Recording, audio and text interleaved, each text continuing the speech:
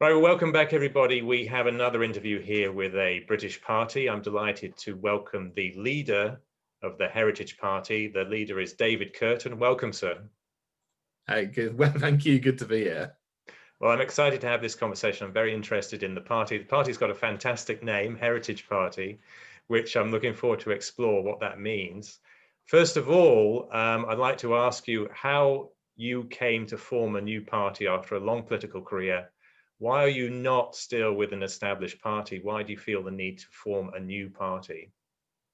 Well, to answer that question, I think I'll have to go back a little bit in time to when I got involved in politics and why I got involved in politics, and to tell you a bit about what led up to that. So I first got involved with UKIP in 2012, and I did that because I was concerned about the European Union and where it was going, and I was also concerned about the growing political correctness and that kind of culture which was strangling the country, and we've seen that even more so over the last years since I've been involved. So that's why I got involved in UKIP, because I thought, the other parties were either not doing anything about it or actually leading us further into giving away our sovereignty and into political correctness.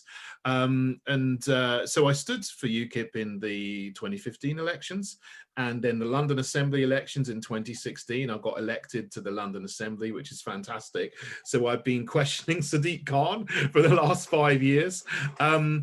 After the referendum in 2016, obviously, Nigel Farage left UKIP, and that changed things. And I'd hoped that, it could go into phase two, if you like, and become something which is really a socially conservative party. And I tried to steer it in that direction. I stood for the leadership of UKIP in 2017 on that platform. Unfortunately, I didn't win that election, because if I had, things might have been different. But after that, it sadly descended into just a very small party with a few people left who are arguing with each other and not particularly interested in standing in elections. So I stayed in UKIP as long as I could, hoping that I could turn it around, but it became obvious, about a year ago that wasn't going to happen. So I left and I became independent, and I declared I was going to stand in the London elections, which were scheduled for May 2020. Then they were postponed for a year till May 2021. And then we had the lockdown. So I saw that as, an opportunity with all the time to actually start a new party and do what I'd always hoped, is to establish a really, truly conservative party, socially conservative party in the United Kingdom, because I think that's what people are crying out for.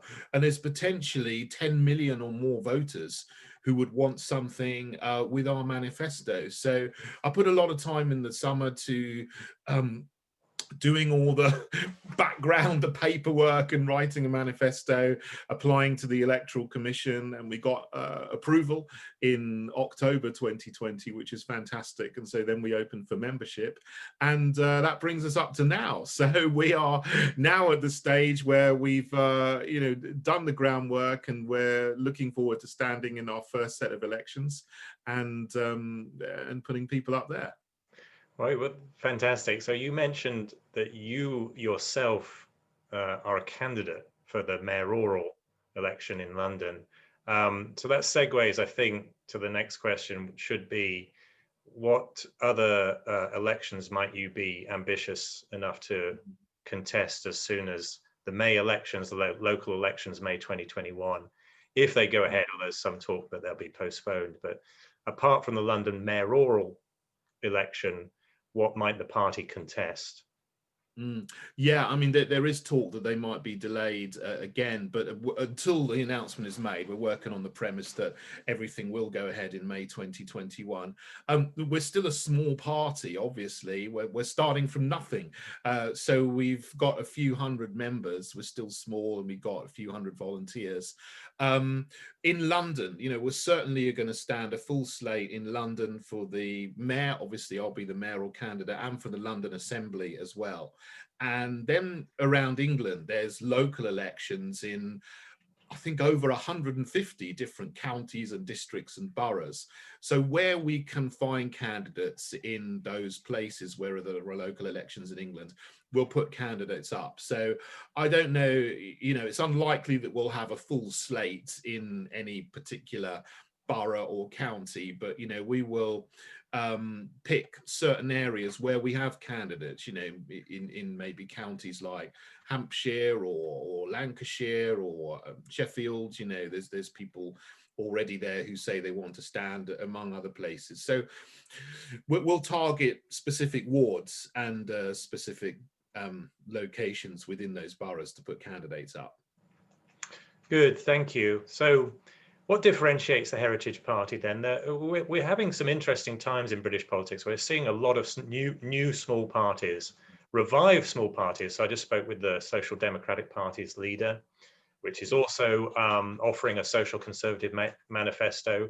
You got your Electoral Commission approval in October of last year. We're speaking in January 2021, which is the month where Reform UK has just got its approval. Reclaim is about to get its approval. There's a Liberty UK party. There are a lot of new parties that are competing for the disaffected conservative voter. But what's going to differentiate the Heritage Party? I think our manifesto, and we got a full manifesto which is written in terms of values and principles. We put that out as soon as our website was published, and that was back in August. So we have, for example, defending our heritage and culture, standing up against cultural Marxism, which is something I've been talking about for a long time. I mean, that goes along with our name, the Heritage Party, but also financial responsibility, low immigration. We want education to be focused on making our young people self-sufficient in skills so that we don't need to rely on mass immigration as we have done over the last 20 or so years. Preserving our environment, and that can be done without signing up to the whole climate change agenda, which I think is a false agenda, which actually is going to make things worse rather than make things better, especially in terms of energy, where down the line we're not going to be generating enough energy for people to survive if we continue down the whole Paris climate agenda route. So I think we're unique in saying that we will come out of that, and that goes along with national sovereignty, bringing sovereignty back to the country, and that's coming out of the European Union, but also coming out of many of these global agreements which have been signed on our behalf, which haven't properly been explained to us what they actually mean in terms of the effects they're going to have on our everyday life. And some of these things are related to the UN as well, Agenda 2030 and so on. We want to come out of all those things, but then we got the really socially conservative aspects, which I don't think many other parties have got. And so we are advocating traditional family values, and we say in our manifesto that we believe in the traditional definition of marriage, that it's a man and a woman, and that's because children do better on every measure in general when they're brought up with their own married mother and father. So we don't think that society should be manufacturing situations where children are deliberately denied a mother and a father. So that's a very socially conservative position, which I think a lot of people would agree with. And we're also specifically pro-life. And I don't think there is another party that is specifically pro-life, apart from the specifically Christian parties that you've got. So what we say is, that there are over 200,000 abortions carried out in the UK every year. Every unborn child is a human life and needs the same protection as a child that's been born. So we would try to act to reduce the number of abortions which take place in the UK. So those are things that may, differentiate us from other parties. But, some of the other parties that you mentioned don't actually have a big manifesto. They say they're working on their manifesto, but we don't actually know what that is yet. But with us, you can look at our website and you can see exactly what we stand for. And I wanted to put that out there at the beginning. So we're not doing any kind of bait and switch. You know exactly what we stand for. And, you know, put out things that, you know, we might get a bit of flack for from the, you know, established progressive liberal mainstream media, but it's better to do that at the beginning and be open and honest about what you stand for, I think. Yeah. So, well, thank you. I think you gave a great overview. I've been reading your manifesto online, and I'm going to praise you for truly getting it out there, a comprehensive manifesto. So you're right, particularly about, I think, the international aspects of your manifesto, your specificity on what institutions, international institutions you want to stay in, which you want to leave, and how you're going to actually change immigration policy rather than just talk about we need to reduce immigration. So a lot of parties are talking about that, but they don't have a policy as specified as you do, down to the sort of institutions you're going to stay in and leave. So I think you're correct that there's an international component to your manifesto, and also the national sovereignty component, relatedly, is very strong that the other parties don't have. So I'd like to get to that. I think on the question of differentiating, we should start with social conservatism, however, because there are some parties, particularly Reclaim, which are very focused on reclaiming, literally reclaiming our traditions and British culture, which overlaps you. And then there's another party, Social Democratic Party. They're actually very strong on social conservatism, which I think overlaps there. So maybe we can try to explore the specificity of your social conservatism. So for instance, as I've read your manifesto, you want to limit marriage to one man and one woman. Now, that implicitly, you're going to legislate that. So that's going to be a legislated agenda rather than a sort of cultural encouragement. I think you're going to make this a matter of law rather than a matter of that's just encouraging, incentivizing through taxation. Perhaps you do have intent to use the tax system to encourage traditional families, but you're going beyond that. You're actually going to, I think, illegalize other forms of marriage. Is that correct? Yeah, both of those things. I mean, in terms of incentivizing marriage, at the moment, it's you're incentivized in a way financially not to stay together. And I think, you know, what we would do specifically is increase the married couples allowance from 10% up to 100%. So then, you know, married couples would get, you know, an extra £2,000 a year tax relief boost.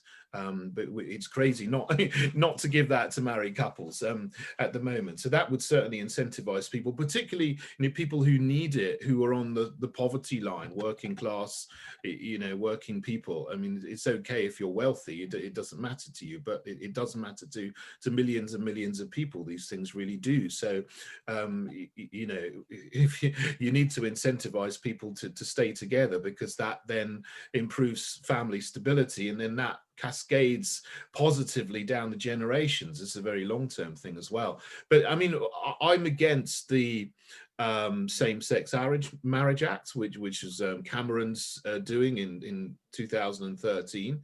You know, that's a political position, and I think it's, you know, my political position is that we would repeal that act and then go back to the traditional definition of marriage, which is a man and a woman, you know. And you know, the thing is, once you redefine marriage once, then, you know, you can redefine it again and again. In other countries have done that. For example, Colombia has legalized polyamorous marriages, so you can have not just two people but three people or more, four people in a marriage. And, you know, where do we go with this? I mean, that's, you know, just something that could theoretically happen. And the sort of cultural Marxists whose aim is actually to undermine and break down the fabric of society would be very, very happy with that, because they actually see, you know, the traditional family as something that they want to get rid of, whereas I want to defend it because it's the basis of a strong society and a happy society as well.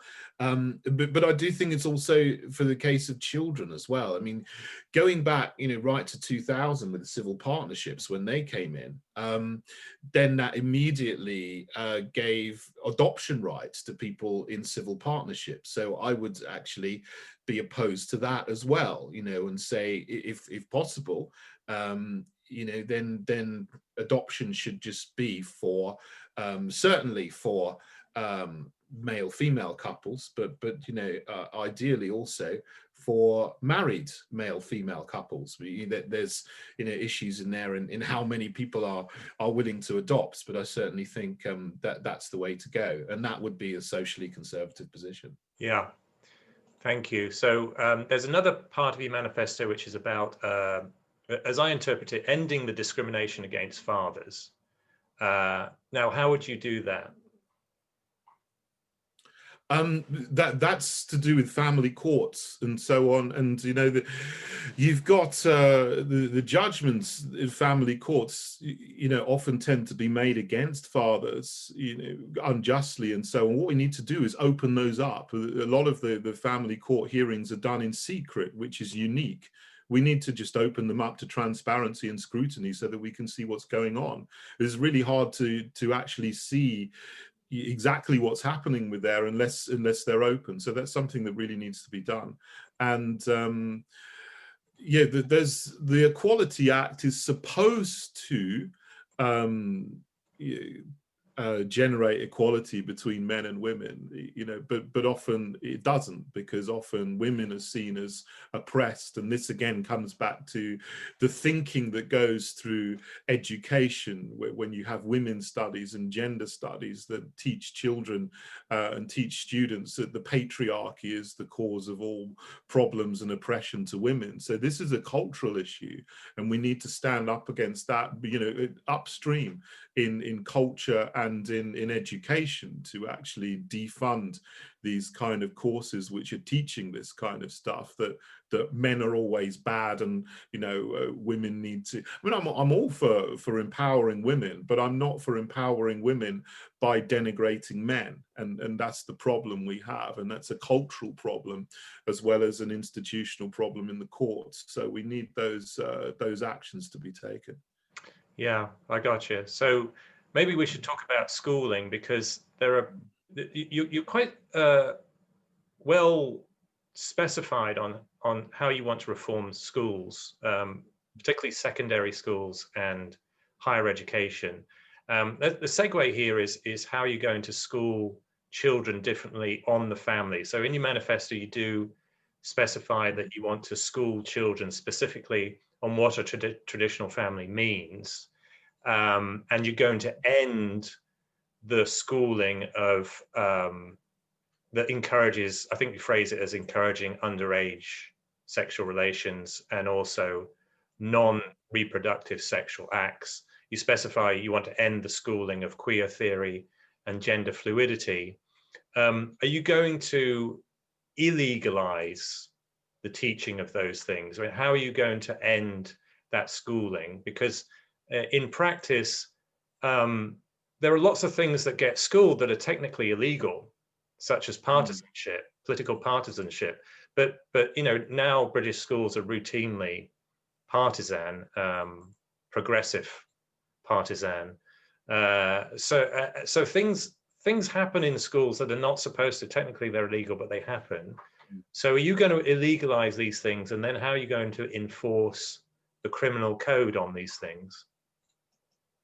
Yeah, look, I do see your point. It's very, very difficult to enforce these laws. They are there.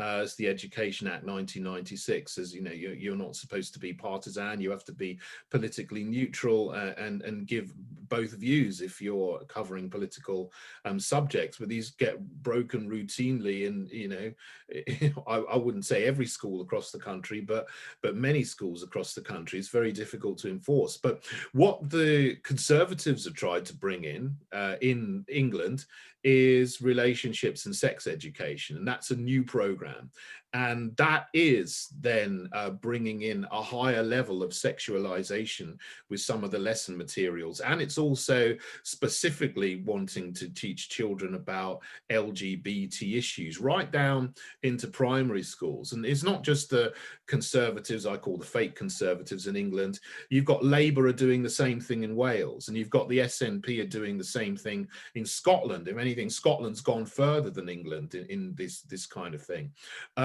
So what we would do is get rid of that subject. You know, this was brought in with the children and I can't remember the children's and some Children's Act 2017. It's called something slightly different, but yeah, that was added as an amendment to it, and then we have this situation now where this new subject has become compulsory in schools this year.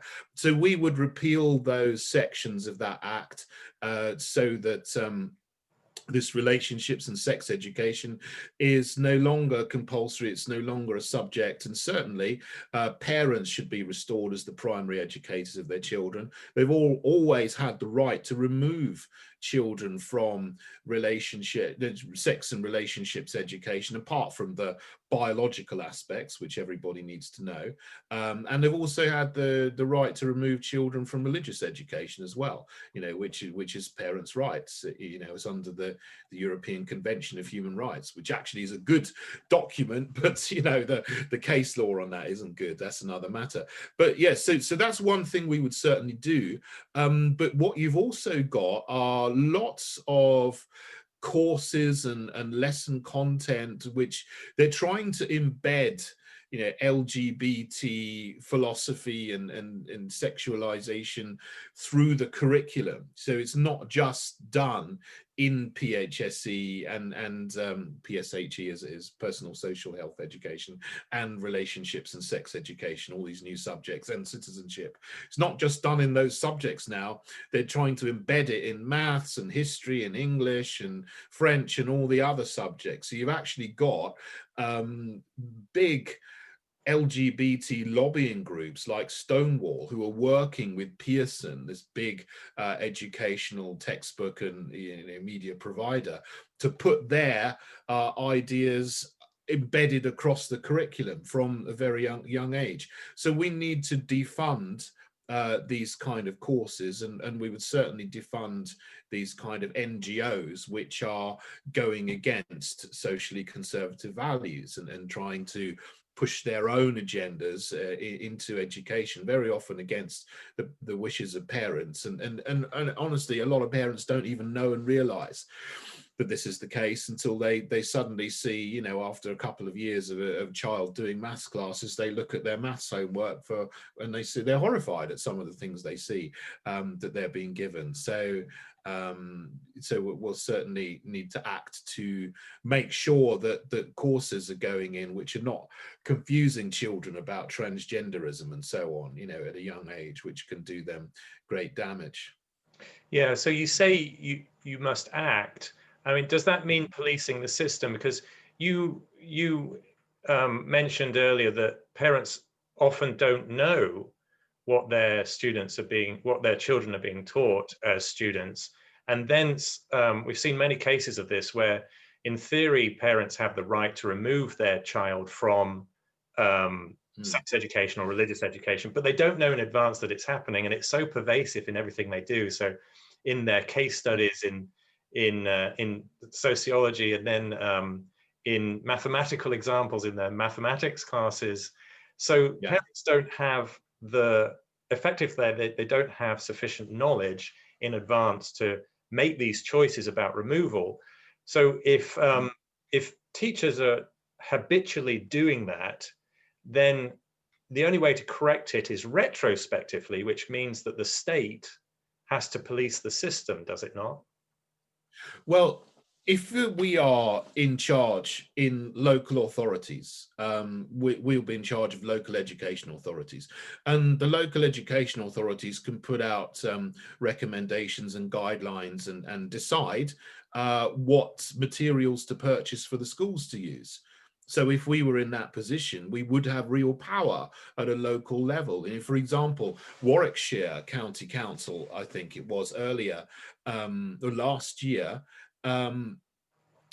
recommended and sent into all of their schools a course called All About Me, which had some very, very explicit material in there for children. And there was an uproar because some parents actually discovered this. It was actually in some of the papers, the Daily Mail and so on, and they actually in the end backed down because there was an uproar from parents. So parents do have a lot of power when they actually monitor things and see what's going on, but that shouldn't have happened in the first place. So you've got the fake conservatives actually allowing this to happen. If we were in that situation, if the Heritage Party was in control of that county council, it wouldn't have happened in the first place, because we wouldn't have purchased that kind of material for schools. We'd have purchased other material for schools. And again, if we get into power in Westminster, and I know, you know, that's maybe, you know, a dream, but I hope we do. I mean, if we don't start, we're never going to do. I hope we can get there. Then we would be in charge of the Department for Education, you see. So if we're in charge of the Department for Education, then we can write the guidelines, and then we can decide what materials go into schools. So we will not be putting all of these cultural Marxist materials, these BLM materials, these Stonewall materials. We won't be sending those to school. We'll be sending materials to school from other education suppliers and publishers who are speaking about traditional family values, you see. So this is a long-term vision, but if we get into power, then we will be able to change things. Right. So thank you, David. So let's move on to the part of your manifesto which I classify as cultural restoration. So I think this really differentiates your party, the Heritage Party, as one that is very aggressive in the right sense of the word, very proactive, maybe that's a better word, about restoring our culture, not just protecting our culture, but restoring our culture, British culture.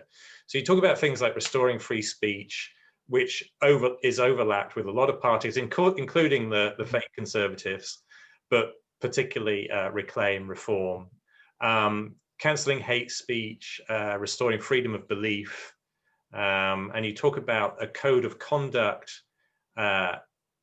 for employers and universities that they must abide by in order to prove that they are protecting freedom of expression. I think this is the most interesting part of your policy of cultural restoration. So could you just explain to the audience how that code of conduct would actually work in practice? Well, this goes back to the Equality Act 2010, you see, because the Equality Act says that, you know, particularly for public sector bodies like universities and so on, but also for anybody who interacts, you know, in terms of contracts with public sector bodies, it also includes the health service and police forces, you are required to foster good relations with groups with protected characteristics. So that basically means that, you know, they have to write codes of conduct for their employees. And what that would then mean is that anyone who could be accused of saying something that doesn't foster good relations with anybody, you know, a protected group, someone could make a complaint about them, and they would be in breach of their code of conduct, because the businesses and the public sector organizations are required to write codes of conduct which are in line with the Equality Act 2010. So the problem stems from there. So we need to get rid of section 149 of the Equalities Act, which is otherwise called the public sector equalities duty. That needs to go. I think we need to either, you know, perhaps get rid of the whole thing. We need some equality law, of course, but this all equality law was put together in this one act, you know, including all the things back, you know, to the Equal Pay Act in 1970. That doesn't exist anymore. It's been repealed and drafted into the Equality Act 2010. We need to completely reform the Equality Act so that in businesses and organizations and institutions don't have to write these codes of conduct, which then by their very nature squash free speech. You know, so you have all kinds of cases, like the case of Felix Ngole, the nurse who was kicked off his course in Sheffield University, for example, just for putting a Facebook post out saying that he doesn't, you know, agree with same-sex marriage or something, and someone reported him and he was kicked off his course because of the code of conduct, which goes back to the Equality Act as the root of it. So we need to get into power so that we can change the Equality Act, and then we can put in the new regulations for codes of conduct which are written, and then people would not you know, be in fear of losing their job just for exercising free speech and their opinions, and, you know, expressing legitimate opinions. So this is where things need to happen legislatively. And, you know, the fake conservatives are going in the opposite direction, quite frankly. Sometimes, you know, someone will pay lip service to it, and, you know, and I've heard some good speeches from a couple of them, but you know, words are one thing, actions are another. And so, you know, I think it's a bit of a smoke screen, but they seem to all be going in the wrong direction. That's why we need something like the Heritage Party. I wish there wasn't a need for us, to be honest, you know, but there is, because the Conservatives are not doing what it says on the tin. You know, you expect them to be conservative, but they're doing the opposite. So, you know, that's where it comes down to, and that's, you know, I don't know, I've maybe spoken a lot about a specific thing, but that's really where you know, we need to take action at the root, and that's the root of it. Yeah, thank you. So I think maybe we could develop the education side of this. You know, this is personal to me as an educator, but I think your manifesto is probably most developed, in my opinion. You can argue with me about this, but I think it's most developed on education. Education keeps becoming a tool for the Heritage Party in lots of different areas. So restoring tradition and family values and British the knowledge of British history, for instance. Education has a clear implementation role in that. So let's develop education, because there are other aspects to your manifesto which are very well specified, which again I'm going to praise you for, that we haven't talked about yet. So for instance, you want to restore the tripartite secondary level of education, which means bringing back merit-based grammar schools and also bringing back technical schools, and that's going to strengthen your wish to restore vocational higher education too, which is something I've written about myself, even though I'm in the academic side of higher education. I think higher education is bloated, and we need much more vocational training of skills and less teaching of abstract ideas, which you agree with in your manifesto. So there's an implication here, which is that you're trying to get more skills-based education system, which is for the benefit of the economy. You're trying to get a more values-based education system, which is for the benefit of our culture and society. And then I think, if I can push you on this, I think there's a implicit argument in your manifesto about meritocracy, where, for instance, particularly where you want to restore merit-based grammar schools, that implies you want a more meritorious education system. And then there are other aspects of your manifesto which speak to this meritocracy. So you resent the suppression of employment and teaching by merit, because those institutions impose progressive identitarian politics on what we're allowed to say, what we're allowed to teach, and whom we're allowed to employ, right? So is that the right, do I have the right reading of your manifesto? There's an awful lot there, and I know I know we've spoken about education in the manifesto in some different places because it's kind of structured in terms of principles and values rather than political areas. Well, I'll talk about the culture first. I mean, you know, something I've been doing for a long time is talking about cultural Marxism and the gradual destruction, deliberate destruction and erosion of our culture over many, many decades, from the Frankfurt School to the New Left to postmodernism to, you know, what we can see today. And so, you know, education, I think, has got to try to reverse that and to teach children patriotism, that our country is good, it's not bad. You know, children are taught so much in schools today.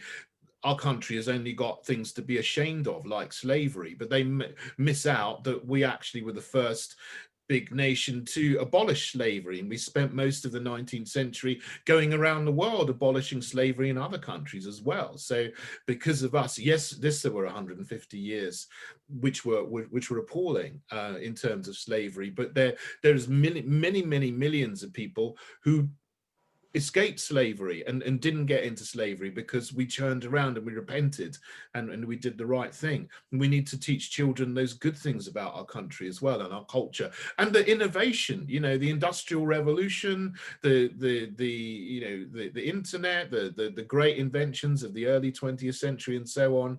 We're a fantastic, creative, innovative country. I mean, we hardly mention that at all, and children need to be taught that good thing, and then have a vision for, you know, maintaining that in the future. So that's the cultural aspect, and I think, you know, we need to bring that back, but that's kind of a, you know, intangible, if you like. But the very tangible things that we can do to change the education system. I mean, you mentioned, you know, abstract education and so on, you know, abstract thinking. I mean, I love that. I mean, I'm an academic sort of person, you know, I did a chemistry degree and I was a teacher for 20 years or so before I got into politics. So I was a chemistry teacher. So I'm very academically minded, but, you know, children are different, and not everybody is suited to the academic route. I am very much so, but there are many people who aren't. And the trouble with a one-size-fits-all system, which comes out of sort of progressive socialist thinking, you know, everybody has to go to the same thing, push through the same school, the same sort of, you know, grinder, is that people are different, children are different, and that might suit a small number of those people. But, you know, I mean, that's why I actually like home education as an idea, because you can tailor home education specifically for the individual in a very small setting, and parents do that. I mean, it's impossible to have like 1,000 different types of schools, but you can certainly have academic schools, which are the grammar schools for people who would benefit from an academic education, and then technical schools for those who would benefit from a practical technical education, and then sort of general schools from people who would benefit just from a general education, that would do, you know, who would, best course for them is to get an entry-level job at the age of 16 and, you know, make some money and get a job, learn about, you know, how to survive in the real world of work, rather than trying to keep people up to 18, which you have to do now in England. The law is that you have to either be in education or a sort of government-backed scheme up until the age of 18. I think that's ridiculous. For some people, they should leave school at 16 and go and work in a supermarket. That's the best thing for some people. Wouldn't be the best thing for me, but for some people, forcing them to go on and do, you know, further courses in maths is not the right thing. So we need different kinds of schools for different kinds of people, and we also need special schools for people who have special needs. We need, you know, art schools, dance schools, sports schools, you know, in areas for people who are really talented in those other areas that an academic education wouldn't benefit them, but something different would. So we need different things for different people, and so that everybody can achieve excellence in the areas for which they have talent and interest. And that's why, you know, I'm in favor of the tripartite system. But it's you know, people who speak against it say, you know, they almost have this thinking that the academic is here and everything else is down there. Well, we've got to get out of that thinking and saying, well, academic is good, technical is good, vocational is good, special schools are good for people with special needs, specialist schools, and they're all sort of, you know, they're different, but they should have equal esteem. And then if we think that way, then, you know, everybody has a better chance of actually, you know, fulfilling their talents and fulfilling their potential. Yeah, well, no argument there. You saw me laugh when you said you were abstract chemistry. Abstract teaching for me is things like critical theory. Oh, okay, yeah. Chemists are not abstract. You're a scientist, and Well, true. I mean, I'm sort of think, you know, in terms of thinking about sort of atoms and protons and all these things that you can't actually see, but you know, it's a little bit abstract. Yeah. But yeah, I suppose that's even more abstract what you're talking about. Yeah, it's sort of non-observational, so not directly observational, but no, we need more science. So we need a restoration of science. Absolutely. Even in the social sciences where I work, I've written about that too. So look, David, I'm going to press you on one thing, which is homeschooling. So I'm a big fan of homeschooling too. It's very strong in America, and there are lots of libertarian and classical liberal arguments for that, and also it might protect families from institutional abuses, the institutions that progressives have built without democratic mandate.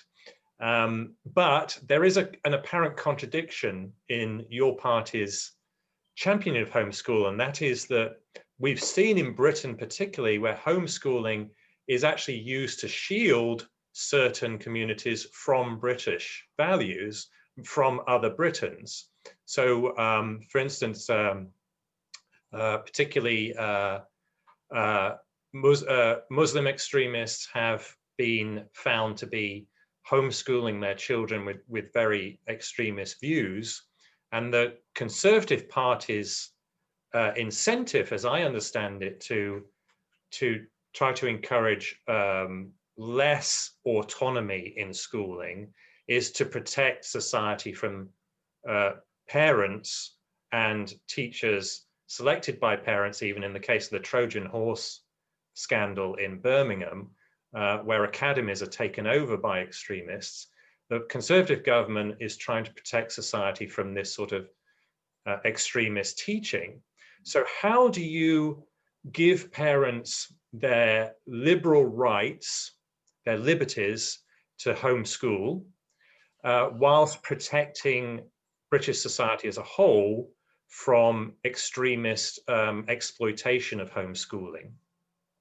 Well, I mean, I don't think that, you know, the argument should be made to regulate or close down homeschooling or home education in any way because there's a small group of people who use it and abuse it. I mean, those people need to be found because they'll be breaking other laws. They'll be breaking terrorist laws and laws against extremism. And again, I don't particularly like the word extremism because, you know, that's, you know, used to smear anybody with a different opinion. You know, I'm be considered an extremist because, you know, I have Christian views on some things and I don't agree with transgenderism. Therefore, I'm a hateful bigot. I mean, this is what, you know, the establishment would call me.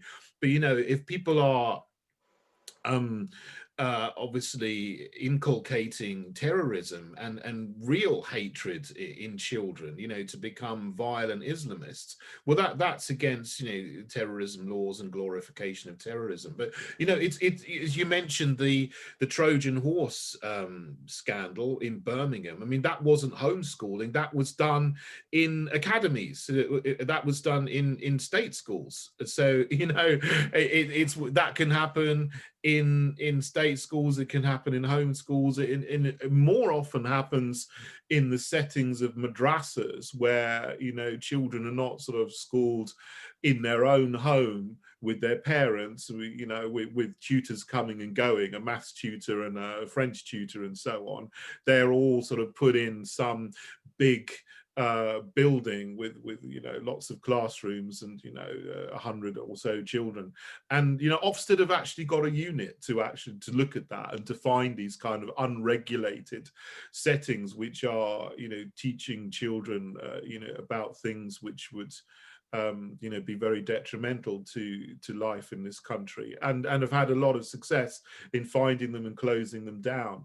So there are moves to regulate and register and close down in many ways homeschooling, and I think that's very dangerous, because the motivation behind that is to punish parents and to stop parents from giving their children conservative or Christian or traditional values. That's absolutely wrong. But at the same time, yes, there are ways of finding the Islamism. I mean, that's what it is, basically. Let's just call a spade a spade. The passing on of Islamism, from parents to children, or radical Saudi-funded, Deobandi-funded, Wahhabi-funded mosques and so on to innocent children.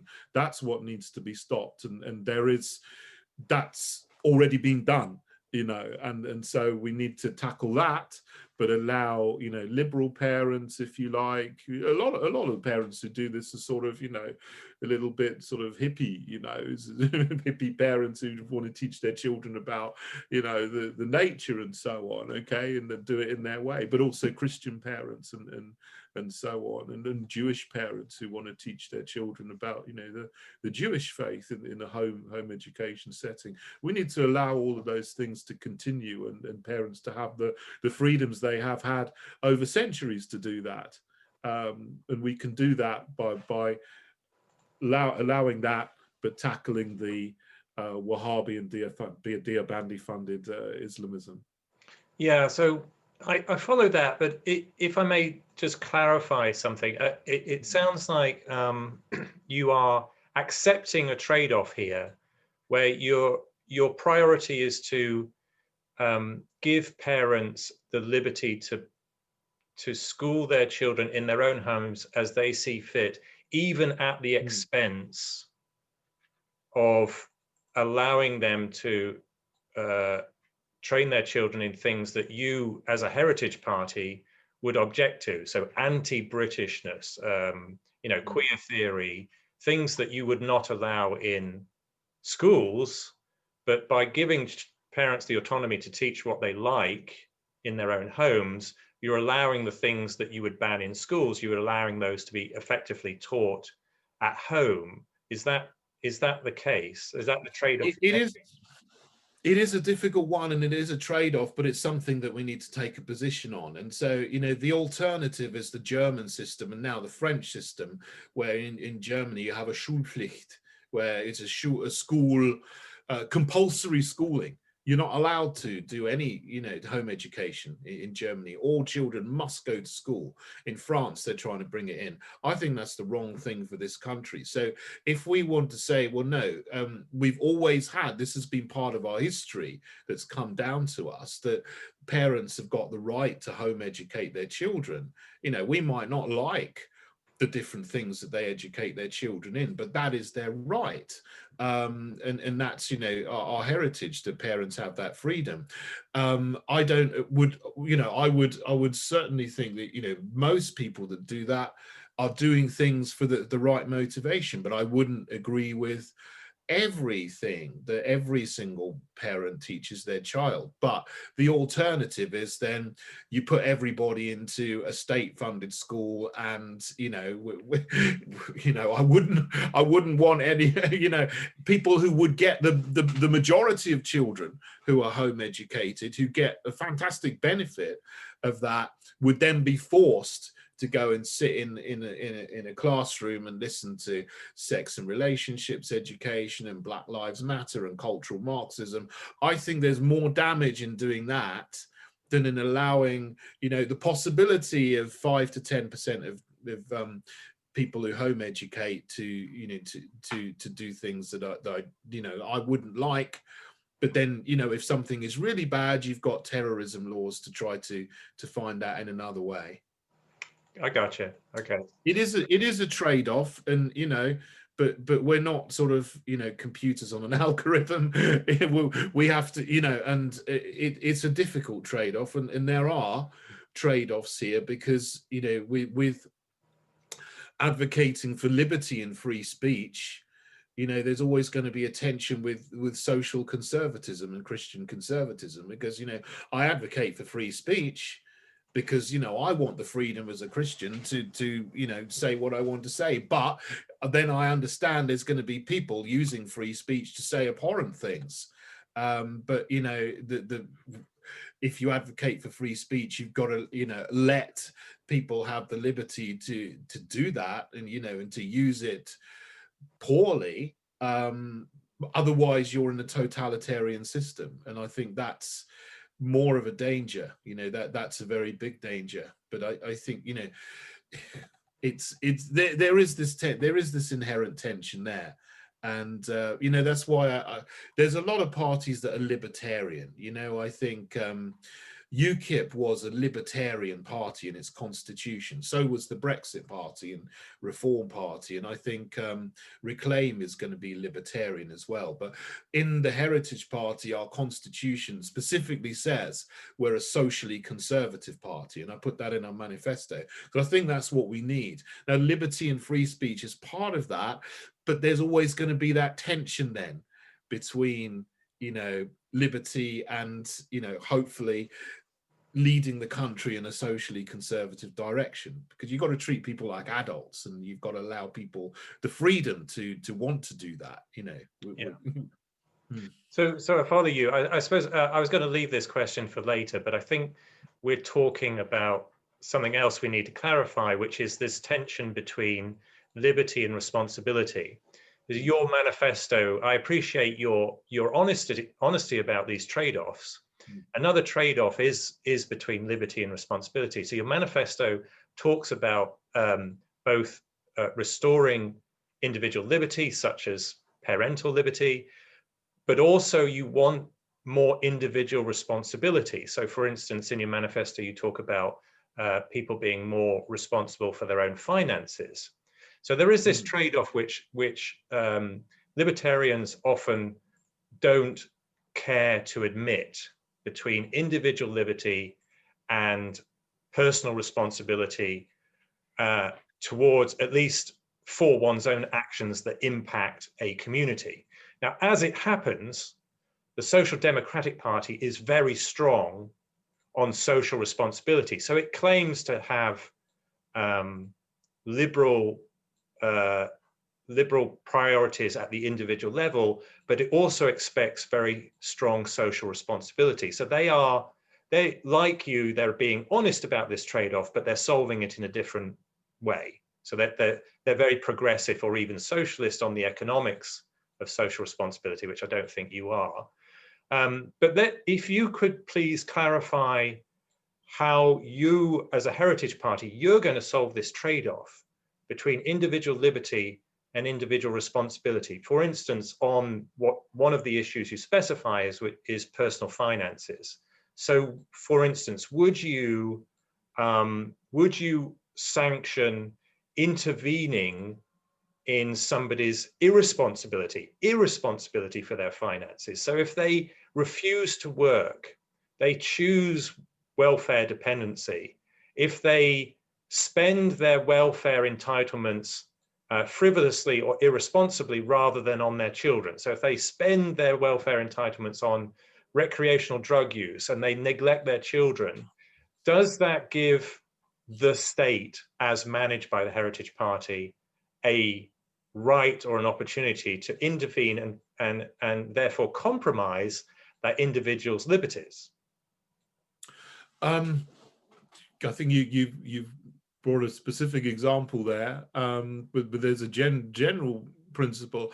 I don't see too much of a conflict between individual liberty and personal responsibility. I think they go together. You know, if you've got the liberty to do things, you also need to use that responsibly. And if you don't, then you bear the consequences of your actions. You know, for example, you commit a crime. Well, okay, you've got the liberty to commit a crime. You shouldn't know, and then you know, you're sent to jail for it, for example. But in terms of finances, I mean, that's not crime at all. But you know, you have responsibility to you know, manage your own life, and it's not the job of the state really to come and intervene if you've been irresponsible. I mean, sometimes people hit hard times for no reason of their own, you know, so you know, there might be an economic crash, or someone has an accident, or someone has an illness, and you know, absolutely fine. I think the state needs to provide a safety net, but not a hammock or not a comfy chair for people to lie in, so that they can become dependent. You know, dependency on the state is a killer to liberty, and well, not to liberty, but to the pursuit of excellence and the fulfilling of your potential. So I think one of the big problems we've got is that, you know, the welfare state is very, very well intended, you know, to look after people and help people, but the consequence of that is it has provided, you know, a comfy chair, you know, for people to actually not take responsibility and not look after themselves because someone else can provide for you, you know, and people actually need to be responsible and provide themselves and not be a burden to other people through the tax system. So we would want to, you know, I do support some of the measures that have been put in, like universal credit and so on, to the cap on benefits for, you know, a family and so on, because, you know, people do, you know, I don't like the idea that, you know, a specific family can be getting £100,000 or more in benefit and living in, you know, a lovely mansion when they're on benefits. You know, they need to be given a safety net, but then if you want to actually live, you know, a better life, you know, and have more stuff, you need to, you know, work for it yourself. You know, I think that's a good principle, that you should, you know, work for your own provision if you possibly can. As for the example you gave about children, I mean, look, if someone abuses drugs, if someone gambles or something and they hurt themselves, well, yeah, they hurt themselves, and they need to be responsible for that. But, you know, if there are children involved, then, you know, I think there is a place, you know, obviously for the state to come in and for the sake of a child, because it's not their fault, you know, and to try to give help to the person, you know, the adult who's you know, abusing themselves, if possible, for the sake of the children. But, you know, that's when social services are doing a good job, you know, when they're looking, you know, after an interest of a child where a parent is neglecting them or abusing them.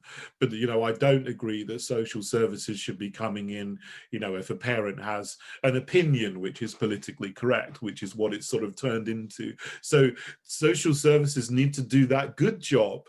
That's what they should be doing, protecting children from abuse and neglect. But they shouldn't be breaking up families when, you know, the parents have a conservative opinion, for example. So I think that's where, you know, the resolution would lie. Yeah. So thank you.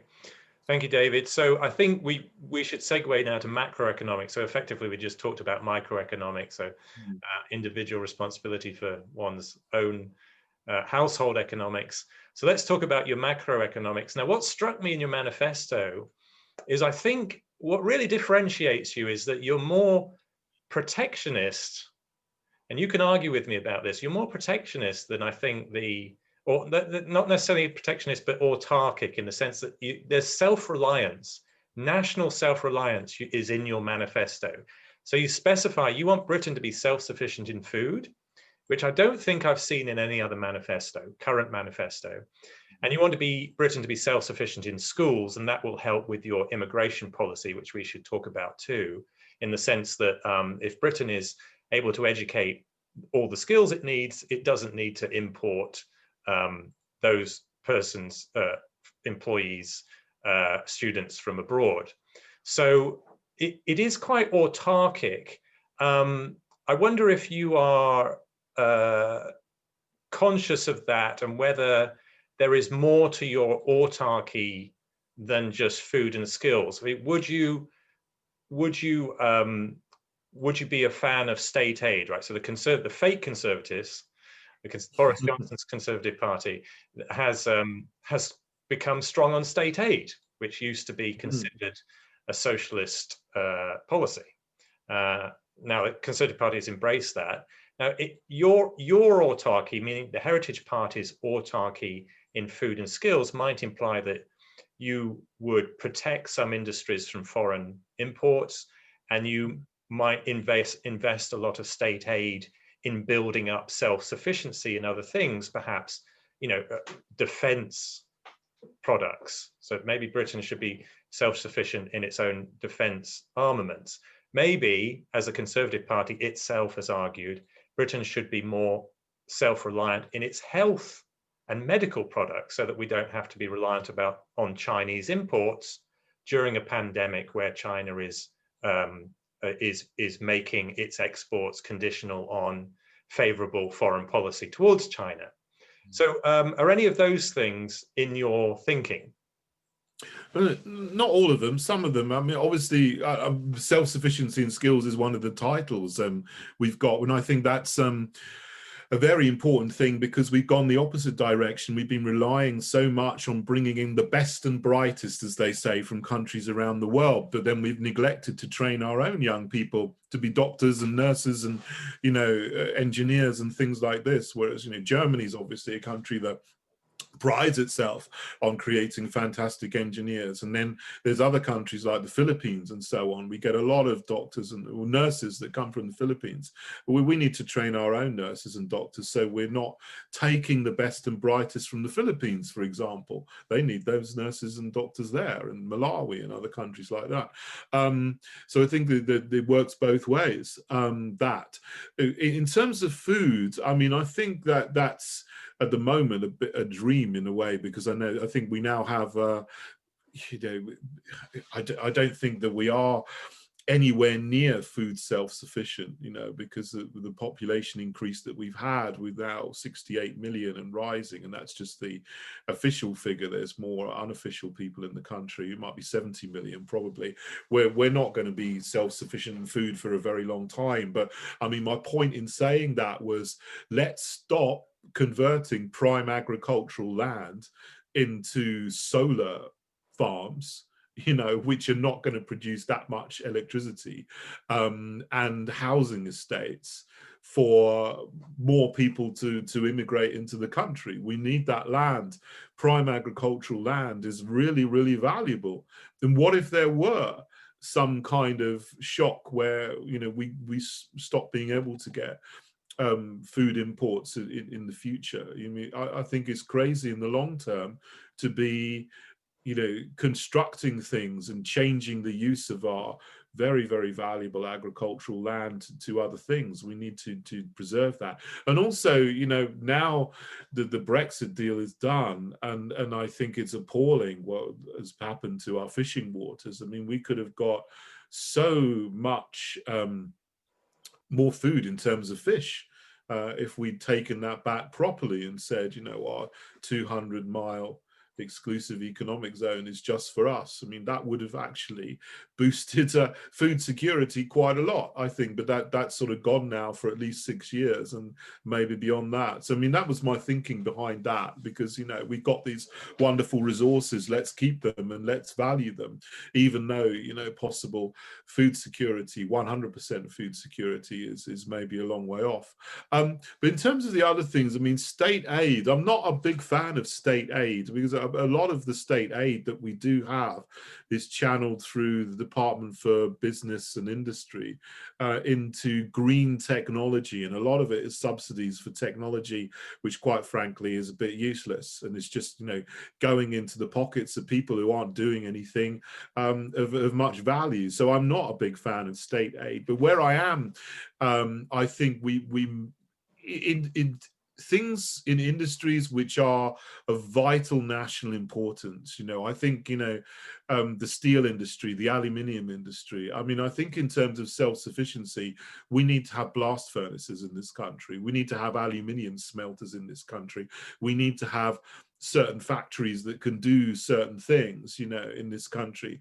And I think state aid for those kind of things, for example, the whole Tata Steel debacle, when a lot of people in Port Talbot were, under threat of going out of work because of, the immediate conditions in the steel market in that year. I think that would have been a case for stepping in and taking over and nationalizing, for example, that particular site in Port Talbot where there's a blast furnace, which is a key national infrastructure site, and then keeping it safe and intact for the nation for a few years until you can release it back onto the market again. So I mean, that's where I would advocate for state aid, but I certainly wouldn't advocate it for interfering in the free market, on a routine basis.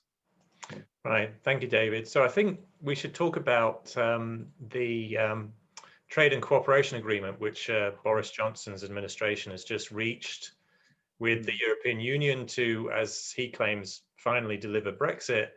But I don't think he does from the Heritage Party's perspective. So you can tell me if you agree with that agreement or not. So when you wrote your manifesto last year, before the agreement was specified, one of the things you say in the manifesto is your national sovereignty starts with, quote, full control of our laws, borders, trade, fishing waters, and armed forces.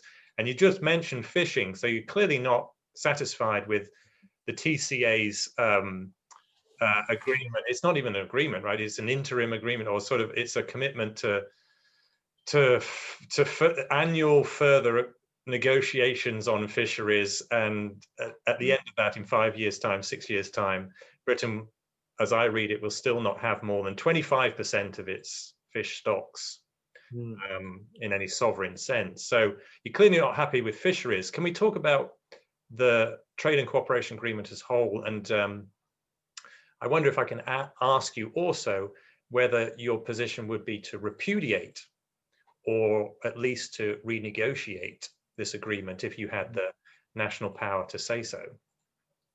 We got to look through it, with a fine tooth comb, basically. And I think the other countries in Europe are getting that opportunity to do that by the end of February. But here it was just pushed through in one day, which is a big warning sign. And the other warning sign is that everybody who is on the opposing side is really happy about it. The mainstream media, oh, this is great. Brexit's done. Oh, Boris Johnson's wonderful. I mean, or after 4.5 years of complaining and whinging about it, they're suddenly happy. So there's a big warning sign there. I was very unhappy with it, to be honest. I mean, we got some things back. Okay, some things are done.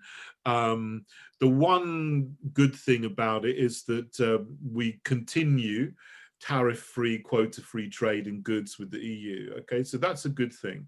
But the cost of that is immense. We've given away our fishing waters again, which is should never have been done, because that was one of the key things that Brexit was supposed to bring back. It should never have, there was no reason to give that away whatsoever. It should have insisted from the very beginning, we're going to take back full control of our fishing waters on day one, 100%. But we've got 25% of the EU quota that's going to be reduced over 5.5 years.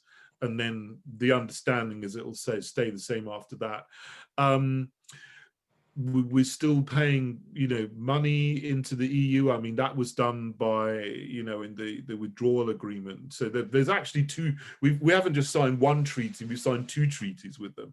There's the withdrawal agreement, and the worst thing about that is the Northern Ireland Protocol.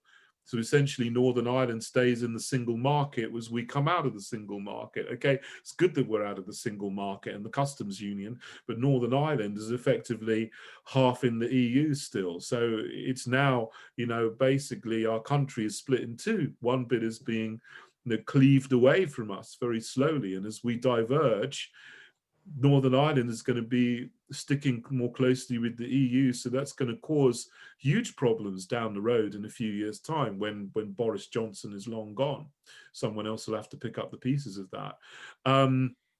The other thing that I think I've heard, which is really worrying, is that we've committed to stay in something called the Horizon program, and they shoehorned in defense cooperation into that a couple of weeks before we signed it. So we do not have back full control of our armed forces. We're staying in the European Defence Agency and European defence funding by this backdoor method. And I don't know the full implications of that, but why has that been done? There's no reason to do that, but it's something that's buried, you know, in the small print, so on the 2,000 pages of small print. So what we can do, however, is that we can leave. We can leave the trade and cooperation agreement with 12 months notice.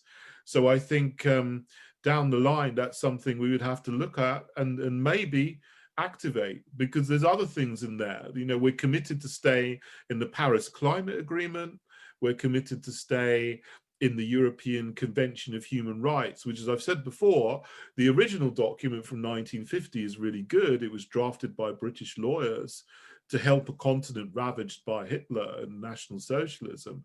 But now you've got 70 years of case law by increasingly activist judges in Strasbourg, which are acting against our national interest and putting in place laws which would never have crossed the minds of people, you know, back in 1950 when the convention was drafted. But we're committed to staying in that with this agreement. So, you know, we're out of the European Court of Justice for most things, but, you know, I think we do need to get out of the court, not the convention, but the court of human rights. But there's no way of really doing that without leaving the convention itself. But, you know, keep drafting the convention somehow into UK law without the courts to rule over us, and get out of the Paris Agreement and get out of the new fishing agreement that we've got in the EU. That's still unfinished business, and you know, the worst thing we can do now is just to say, oh, it's done, job done. Job isn't done. Job is half done. The job is half done, I should say, but it's not fully done. And there's more to do. Right. Thank you, David. So let's move on to immigration.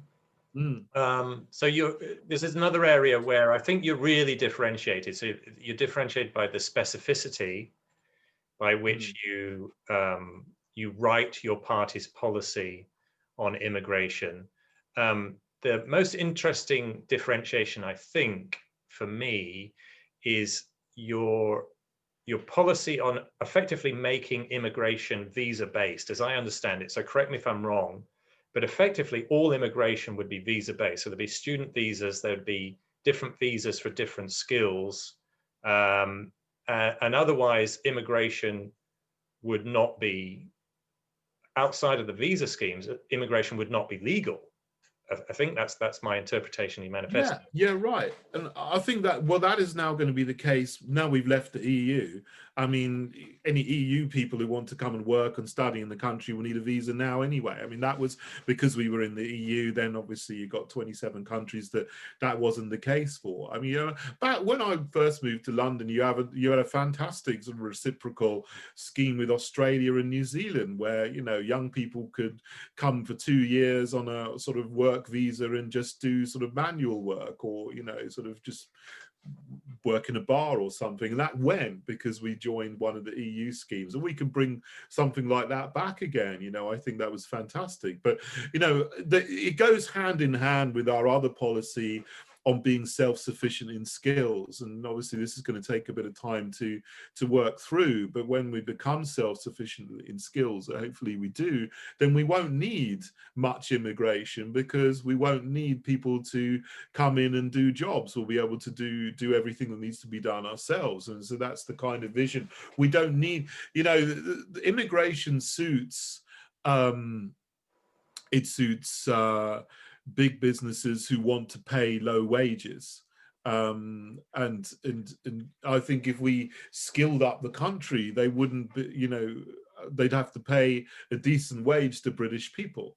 So that there's this wage deflation that goes on with immigration that is bad for ordinary working people. So we want to try to, you know, have a country that works for our own people, rather than relying on mass immigration. But yeah, obviously, until we do that, until we get to that point, we don't have enough nurses and doctors, for example. So we do need people to come in to do those jobs while we're training up enough local people to do this, which is what we should do. But that should be done on a visa scheme. And I think, you know, that should be for the individual, rather than sort of you bring over your family with you and they can all get benefits and so on. It should be of an individual. You come to work. If you stop working, you go back. And you know, citizenship is not given out after 5 years, which is a really short amount of time. It should be at least 10 years, I think. And the person who you know, get citizenship should speak fluent English, and they should, you know, demonstrate a love of our country. They shouldn't just be someone who comes to make some money. They come, you know, they become a citizen because they become British, not, you know, they're not here just for you know, to get healthcare or, you know, to take advantage of something. So I think that's the thinking behind the fundamental thinking behind it. Very clear. Thank you, sir. So David, penultimate question. Let's look to the future. What's your strategy for success in the long term? So clearly you're going to stand in local elections this year. Do you have a time horizon for maybe stepping up to a national election, standing as a member of parliament? Do you have a time horizon on that? Do you have other ambitions you want to share with the audience, or a corollary? Maybe that's the wrong word, but a corollary question is, or would you be just satisfied if the other parties adopted your platform? Oh, two things. I mean, I would, you know, like I said before, if we didn't need to exist, that would be great. If the Conservatives were doing what they're supposed to do, then there wouldn't be a need for us. And I don't think there would be any, you know, these other sort of parties that have started. I mean, I started the Heritage Party first, and then, you know, in September, another couple of parties appeared doing, you know, doing a similar thing. We wouldn't need that if they were doing a good job, if they were defending our heritage, if they were responsible with their money, if they were supporting parents' rights, if they were you know, not promoting all of this woke political correctness. We wouldn't need the Heritage Party, but I don't see that changing.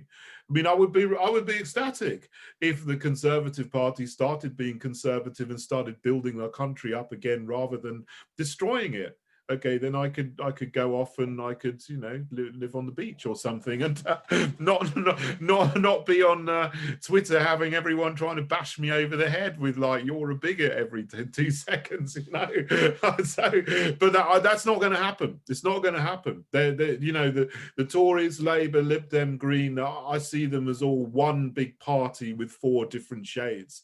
They're really all doing the same thing. So we do need. So this is my vision now, is to be a truly patriotic conservative party that's going to build the country up again, and which is why I put the manifesto in terms of 11 positive principles. We're going to add another one to it later on and put that on the website too, to restore and maintain our nation again.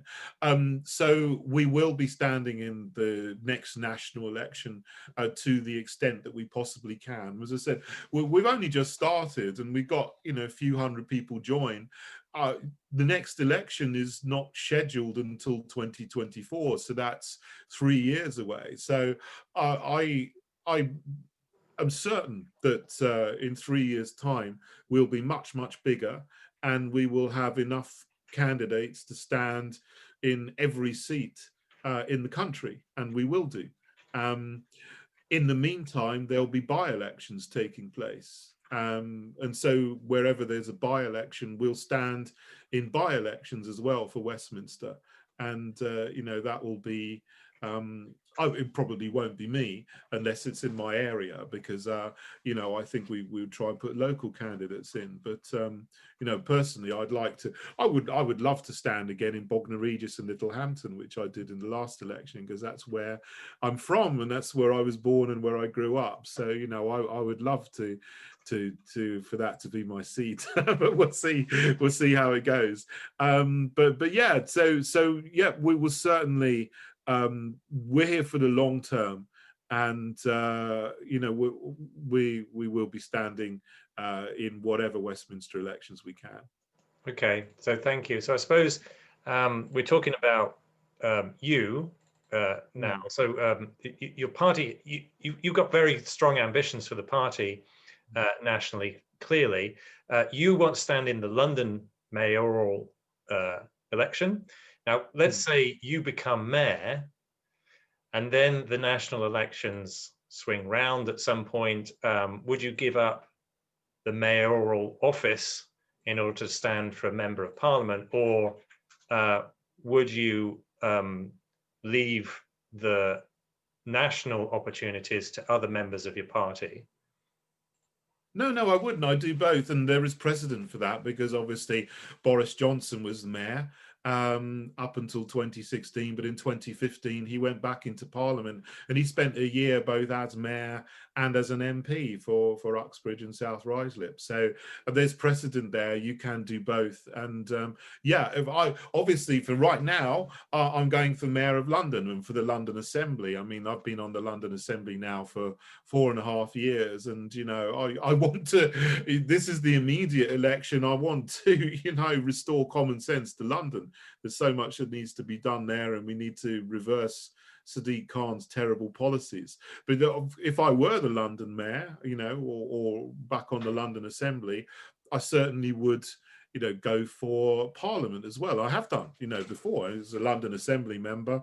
I've been an Assembly member for 4.5 years. In that time, I've stood for Parliament 3 times. So you know, that I've already done that. So you know, whatever opportunity I'll have to go for Westminster, I'll go for that, and there's no conflict between the two.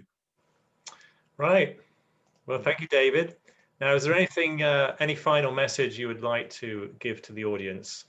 Well, I think that's been a very comprehensive interview, but please do look at us. I mean, so our website's heritageparty.org, and you know, we are specifically set up to be a socially conservative party, as I've said, and based on Christian values as well. So we're not a Christian party as such, but it's specifically to be based on Christian values in the country, you know, but putting things in a positive way, which I think is what the country needs to make it better. So if you want to read more, heritageparty.org. Thank you. I'll put that link in the text box below this video. David, I very much thank you for your time. Thank you, sir, and I wish you all the best. You're welcome. Thanks. Thank you, David.